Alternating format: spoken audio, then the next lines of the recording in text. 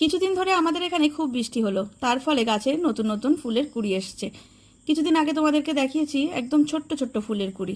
সেই ছোট ছোট ফুলের কুঁড়ির মধ্যে থেকে কিছু ফুলের কুঁড়ি কিন্তু বড় হয়েছে, আর যেগুলো একদম ছোট অবস্থাতেই রয়ে গেছে সেগুলো আর বড় হবে না, ওগুলো নষ্ট হয়ে যাবে। বড় বলতে ফুলের কুঁড়িগুলো খুব একটা বড় হয়নি, এই যে ছোট ছোট দেখতে পাচ্ছ এইরকম।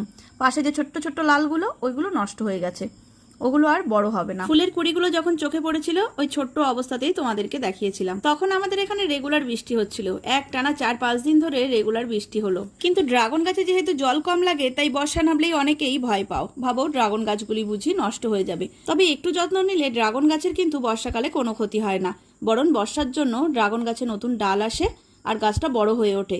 এছাড়া বর্ষার জন্য ড্রাগন গাছে বেশি পরিমাণ ফুলের কুঁড়িও আসে। তাই ড্রাগন গাছের ফলের সিজনে বর্ষা হলে আমি কিন্তু খুবই খুশি হই, আমার খুব ভালো লাগে, কারণ আমি জানি বৃষ্টি হওয়া মানেই ড্রাগন গাছে প্রচুর পরিমাণে নতুন ফুল